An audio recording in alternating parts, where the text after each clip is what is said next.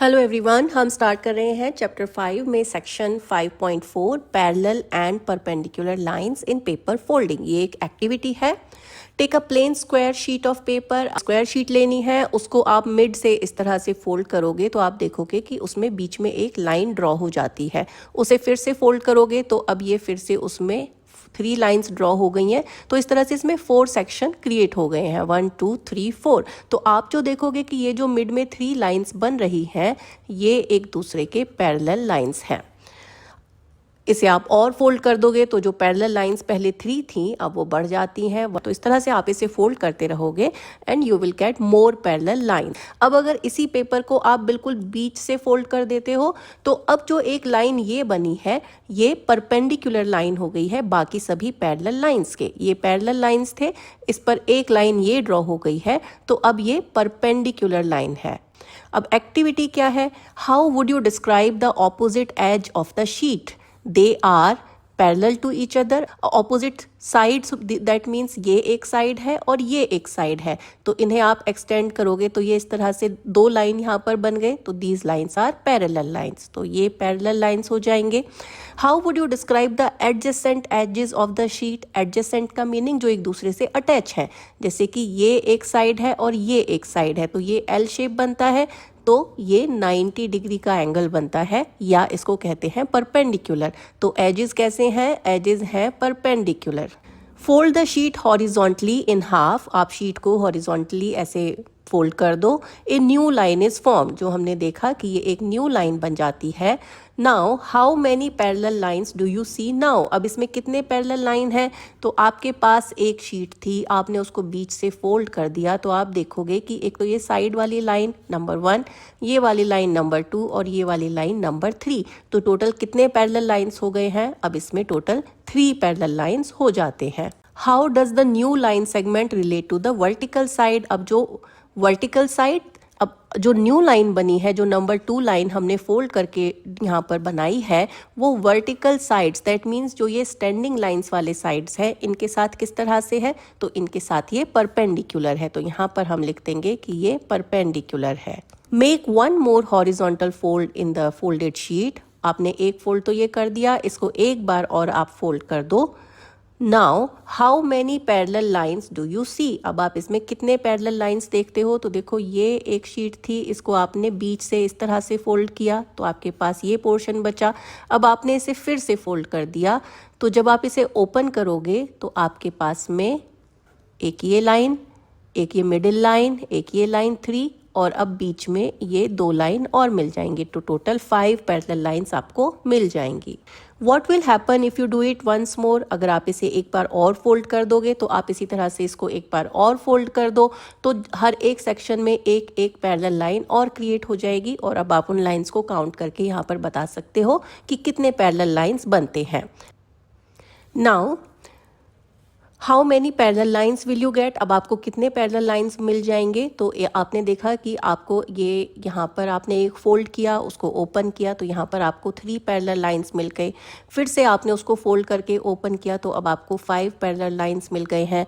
उसके बाद फिर से आपने उसे फोल्ड किया तो अब आपके पास 9 पैरेलल लाइंस यहाँ पर मिल गए हैं।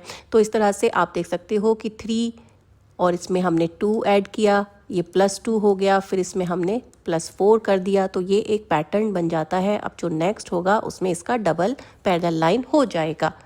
Make a vertical fold in the square sheet. जब आप इस तरह से वर्टिकली इसको फोल्ड करते हो, this new vertical line is perpendicular.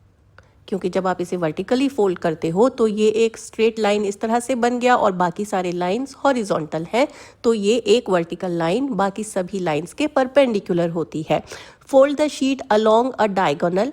अब आपकी जो शीट है उसे डायगोनल, दैट मीन्स इस तरह से फोल्ड करो।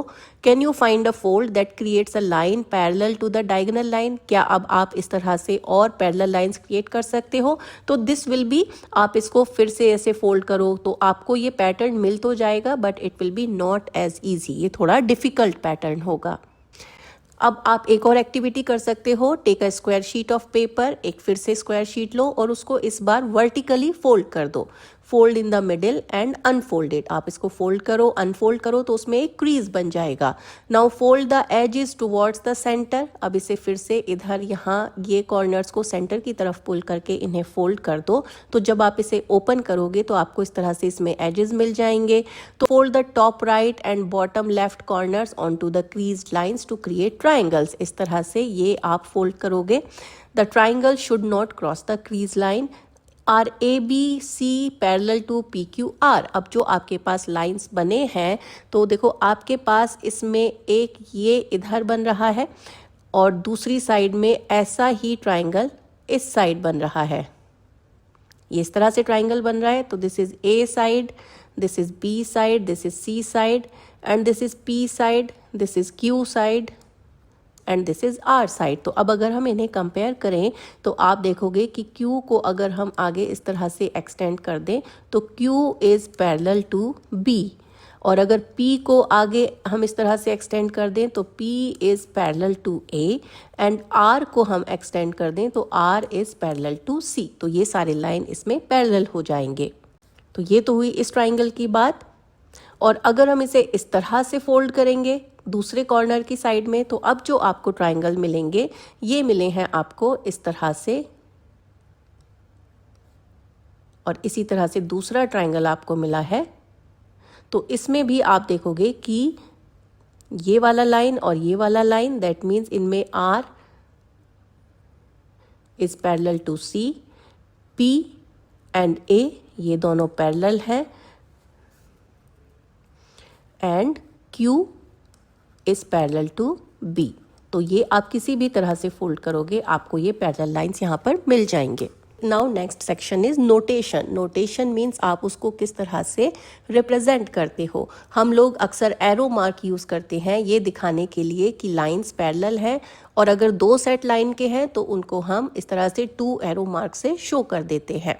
और इसी तरह से अगर हमें परपेंडिकुलर लाइन दिखानी होती है तो हम उनके बीच के एंगल को इस तरह से शो करते हैं कि वो एक स्क्वायर या रेक्टेंगल लगता है। तो इस तरह से हम पैरेलल और परपेंडिकुलर लाइन को शो करते हैं अपने ज्योमेट्री में। लेकिन अगर हमें राइटिंग में शो करना है तो हम इस तरह से शो करते हैं कि A is parallel to B, और अगर परपेंडिकुलर है तो हम उन्हें इस तरह से शो करते हैं कि A is perpendicular to B. Now let's move towards the figure it out section. First question is draw some lines perpendicular to the lines given on the dot paper. इस पर हमें perpendicular lines draw करने हैं।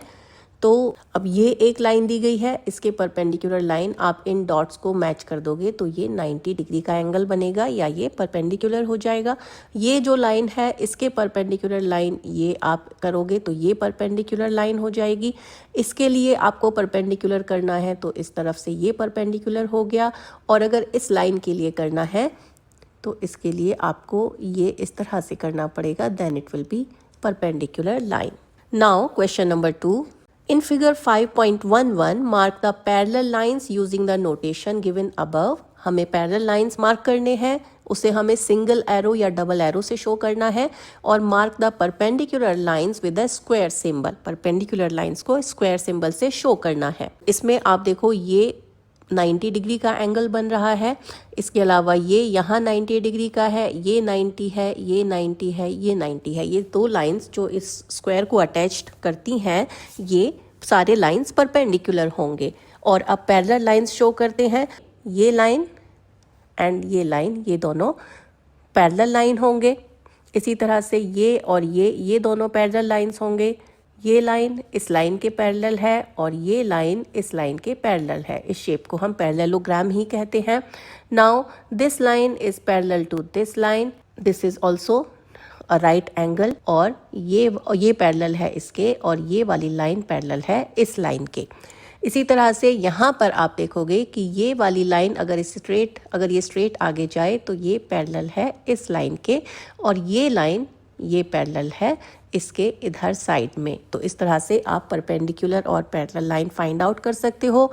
इस triangle shape में parallel lines नहीं है, केवल एक सेट ऑफ लाइन परपेंडिकुलर है। Now question number 3, in the dot paper following, यहाँ पर डॉट पेपर दिया गया है, draw different sets of parallel lines, हमें सेट्स बनाने हैं पैरेलल लाइंस के। The line segments can be different lengths but should have dot as end points. आप एक पेपर ले सकते हो जिस पर डॉट प्रिंट्स हैं और आप अपने अकॉर्डिंगली उस पर इस तरह से, अब जैसे ये लाइन हम सेगमेंट्स बनाएं तो दीज लाइन्स आर पैरेलल, लेकिन इनकी लेंथ अलग अलग हो सकती है। Now question number 4, using your sense of how parallel lines look, आपने देख लिया कि parallel lines किस तरह के होते हैं, कैसे उनकी हम डायरेक्शन चेक करते हैं। Try to draw lines parallel to line segments on this dot paper, यहाँ पर जो lines दिए गए हैं हमें इनके parallel lines draw करने हैं। तो आप लाइन ए देख रहे हो, ये लाइन इधर यहाँ बन रही है तो इसके पैरेलल लाइन ये एक लाइन पैरेलल हो जाएगी। बी लाइन आप देख रहे हो तो बी के पैरेलल ये लाइन हो जाएगी। सी आप देख रहे हो तो सी के पैरेलल ये लाइन हो जाएगी। अब सी और डी दोनों पैरेलल लाइंस हैं। इस तरह से जी आप देख रहे हो तो जी के पैरेलल लाइन आप बना सकते हो। Did you find it challenging to draw some of them, क्या आपको इसमें कोई मुश्किल आएगी? तो यस, इसमें मुश्किल बिल्कुल आएगी। तो जो लाइन स्ट्रेट्स हैं, चाहे वो हॉरिजॉन्टल हो चाहे वर्टिकल हो, या जो डायगोनल लाइन है जो डॉट टू डॉट कनेक्ट होती हैं, उनके लिए आप इजीली पैरेलल लाइंस ड्रॉ कर सकते हो। लेकिन जिन लाइंस की डायरेक्शन कुछ अलग है, जैसे कि जी या एच या एफ, इनके लिए या ई, इनके लिए आपको प्रॉब्लम आएगी। तो यू कैन राइट कि ई एफ जी एच, ये आप ड्रॉ करने के बाद अपने एक्सपीरियंस से कर सकते हो। How did you do it, ये आप स्केल से मेजर करके कर सकते हो या फिर आप अपने अंदाजे से भी कर सकते हो। In figure 5.13 which line is parallel to line A, अब इसमें लाइन ए के पैरेलल कौन सी लाइन है, बी और सी। अब आपको पता करना है कि इसमें से कौन सी लाइन ए के पैरेलल है बी और सी में से। तो इसके लिए हम क्या करेंगे, तो देखो इसके लिए हम करेंगे कि ये डिस्टेंस मेजर कर लेंगे और इसी तरह से ये डिस्टेंस मेजर कर लेंगे। अब अगर ये दोनों डिस्टेंस एक दूसरे के इक्वल आती हैं तो that means A is parallel to C. लेकिन अगर एक दूसरे के इक्वल नहीं आती हैं तो जो बी लाइन है वो इसके पैरेलल हो जाएगी। तो इसके लिए आपको स्केल यूज़ करना पड़ेगा जिसमें आपको ये दोनों डॉट्स के बीच की डिस्टेंस और ये दोनों डॉट्स के बीच की डिस्टेंस मेजर करनी होगी और इससे आप पता कर सकते हो। नेक्स्ट सेक्शन है 5.5 which is transversals line. Transversal line कौन से होते हैं? ट्रांसवर्सल लाइन वो होते हैं जो दो लाइंस को इंटरसेक्ट करते हैं। जैसे कि यहाँ पर लाइन एल है, लाइन एम है और उसको इंटरसेक्ट करते हुए लाइन टी यहाँ से जा रहा है। तो ये अगर दो लाइन है हमारे पास और ये तीसरी लाइन इनको इंटरसेक्ट करते हुए जाती है तो दिस इज़ ट्रांसवर्सल। अब जब ट्रांसवर्सल लाइन इस तरह से इन लाइंस को इंटरसेक्ट करती है तो वो टोटल कितने एंगल्स बनाती है, तो आप देखोगे कि ये एक एंगल हो गया, ये दूसरा एंगल हो गया, ये तीसरा एंगल है, ये चौथा एंगल है। तो ये 1 2 3 4 5 6 7 एंड 8। तो एक ट्रांसवर्सल लाइन टोटल 8 एंगल्स बनाती है जब ये कोई बाकी दो लाइंस को इंटरसेक्ट करती है। Now question is it possible for all the 8 angles to have different measurement? क्या ये पॉसिबल है कि ये सारे एंगल अलग अलग हों? तो इसके लिए आप, क्योंकि आप जस्ट स्टार्ट कर रहे हो, तो आप मेजर करके भी देख सकते हो कि क्या ये एंगल सारे अलग अलग हैं या नहीं। इसमें जो आपको रिजल्ट मिलेंगे वो आपके लिए सरप्राइजिंग भी हो सकते हैं। हमने देखा था पैरेलल लाइंस में कि जब भी इस तरह से दो लाइन एक दूसरे को कट करती हैं या इंटरसेक्ट करती हैं तो उनके ऑपोजिट वर्टिकल एंगल सेम होते हैं। तो अगर ये एंगल 1 है, ये एंगल 2 है, ये एंगल 3 है और ये एंगल 4 है, तो एंगल 1 एंड एंगल 3 ये इक्वल होंगे और इसी तरह से एंगल 2 और एंगल 4 इक्वल होंगे। तो अब अगर हम ट्रांसवर्सल लाइन के लिए यहाँ पर देखें तो देखो ये एक लाइन है, ये दूसरी लाइन है और ये ट्रांसवर्सल लाइन है। अब इसमें ये angle 1, angle 2, angle 3, angle 4, angle 5, angle 6, angle 7, angle 8। तो अगर हम केवल यहाँ पर इस सेक्शन को देखें तो आप देखोगे कि एंगल 1 और एंगल 3 ये वर्टिकली ऑपोजिट हैं, तो एंगल 1 और एंगल 3 इक्वल हो जाएंगे। इसी तरह से एंगल 2 और एंगल 4 ये वर्टिकली ऑपोजिट हैं तो ये इक्वल हो जाएंगे। इसी तरह से जब ये दूसरी लाइन पर हम आते हैं तो एंगल 5 और एंगल 7 ये इक्वल हो जाएंगे और एंगल 6 एंड एंगल 8 ये इक्वल हो जाएंगे क्योंकि ये वर्टिकली ऑपोजिट एंगल्स हैं। तो जब आप मेजर करोगे तो आपको पता चलेगा कि इस पिक्चर के अकॉर्डिंग एंगल 2 एंड 4 ये इक्वल होंगे, एंगल 1 एंड 3 ये इक्वल होंगे, एंगल 6 एंड 8 ये इक्वल होंगे, एंगल 5 एंड 7 ये भी इक्वल होंगे क्योंकि ये वर्टिकली ऑपोजिट एंगल्स हैं। वॉट अबाउट 5 डिफरेंट एंगल्स, क्या इसमें 5 डिफरेंट एंगल आपको मिलेंगे? तो नहीं मिलेंगे, आपको 4 डिफरेंट एंगल्स मिल सकते हैं। Now activity is given here. Now corresponding angles, अभी हमने ऑपोजिट वर्टिकल एंगल्स देखे, कॉरस्पॉन्डिंग एंगल कौन से होते हैं? कॉरस्पॉन्डिंग एंगल वो होते हैं जो लाइन के एक ही साइड में होते हैं। तो जब एक ट्रांसवर्सल लाइन दो लाइंस को कट करती है तो अब ये इस लाइन के एक ही साइड में एंगल है, तो these are corresponding angles. Draw a pair of lines and a transversal such that they form two distinct angle. हमें एक लाइन ड्रॉ करनी है जिससे कि उसमें दो अलग अलग एंगल बन जाएं। तो इस तरह से लाइन एक ड्रॉ कर दी गई है L और T, और X पॉइंट पर ये एंगल दिया गया है 60 degree. Now angle A is 60 degree, तो आप फाइंड आउट कर सकते हो कि ये एंगल कितना है। ये हम 180 माइनस 60 कर देंगे तो इट विल बी 120 डिग्री। तो angle X will be 120 degree. अब ये 120 है। अब जब आप नीचे की तरफ एंगल को मेजर करोगे तो ये वर्टिकली ऑपोजिट एंगल हो गए हैं, तो ये भी 60 डिग्री का हो जाएगा। और इसी तरह से ये दोनों वर्टिकली ऑपोजिट हो गए हैं तो ये भी 120 डिग्री का हो जाएगा। तो यहाँ पर आपको केवल 2 डिफरेंट एंगल्स मिलते हैं। If one angle is 60 degree, the other angle of the linear pair is 120 degree, तो केवल हमारे पास 2 डिस्टिंक्ट एंगल यहाँ पर मिलते हैं। लाइन T पर एक पॉइंट Y मार्क कर लेते हैं और इस पर इसी के पैरेलल एक लाइन ड्रॉ कर लेते हैं। Draw line M through point V that forms angle 60 to line T। हमने एक लाइन ड्रॉ कर ली है जो Y पॉइंट पर 60 डिग्री का ही एंगल बनाती है जैसे कि एंगल A था। तो ये 60 डिग्री पर जब आप बनाओगे तो ये दोनों लाइन एक दूसरे के पैरेलल हो जाती हैं। तो आप देखोगे कि A और B ये इक्वल हो गए हैं। What do you observe about lines L and M? जब आप इस तरह से 60 डिग्री का एंगल बनाते हुए लाइन ड्रॉ करते हो तो आपको क्या लगता है? तो आपको दिखता है कि L is parallel to M. Yes, they do appear to be parallel. हाँ, ये एक दूसरे के पैरेलल है। और एंगल A एंड B ये कॉरस्पॉन्डिंग एंगल है क्योंकि ये लाइन के एक ही साइड के एंगल है जो हमने यहाँ पर डिस्कस किया। जब इस तरह से ट्रांसवर्सल लाइन बनती है तो उसके एक ही साइड के जो एंगल होते हैं वो कॉरस्पॉन्डिंग एंगल होते हैं। तो दैट मीन्स अगर आप इस तरह से दो लाइन ड्रॉ करते हो जिनके कॉरस्पॉन्डिंग एंगल इक्वल हों, ये A एंगल ये B एंगल, अगर एंगल A और एंगल B इक्वल है तो वो लाइंस पैरेलल होंगी। इसे आप फिर से यहाँ पर अच्छे से समझ लो। आप एक लाइन ड्रॉ करते हो, उस पर एक ट्रांसवर्सल लाइन ड्रॉ कर देते हो, उसको इंटरसेक्ट करते हुए एक लाइन ड्रॉ करते हो और आप ये एंगल मेजर कर लो। सपोज ये एंगल इस बार 75 डिग्री का है, तो आप यहाँ पर एक दूसरा पॉइंट लेकर 75 डिग्री का एंगल बनाते हुए एक दूसरी लाइन ड्रॉ कर दो। तो अगर आप इस तरह से यहाँ पर लाइंस ड्रॉ करते हो तो जो आपने लाइन ड्रॉ की है these are parallel line. Activity 4 figure 5.19 में पैरेलल लाइंस दिए गए हैं। L is parallel to M और एंगल A और एंगल B यहाँ पर कॉरस्पॉन्डिंग एंगल है। What is the notation used in the figure to indicate they are parallel? अब ये लाइन एक दूसरे के पैरेलल है, इसके लिए कौन सा नोटेशन है? तो ये आप देख रहे हो, ये जो एरो लगा हुआ है L और M पर, ये शो करता है कि ये पैरेलल लाइंस है। Line T is the transversal across these two lines. ये लाइन T ड्रॉ कर दी गई है जो कि इन दोनों लाइंस को इंटरसेक्ट करते हुए जाती है। Angle A and angle B are corresponding angles. Yes, ये दोनों एंगल कॉरस्पॉन्डिंग है और एक दूसरे के इक्वल होंगे। Now take a tracing paper and trace A on it. आप एक पेपर पर एंगल A ट्रेस कर लो और फिर place the tracing paper over B। B पर भी आप इसी तरह से ट्रेस करो and see if the angles align exactly. और आप देखोगे कि क्या ये एंगल एक दूसरे के सिमिलर है। तो आप देखोगे कि यस, ये एक दूसरे से बिल्कुल मैच करते हैं।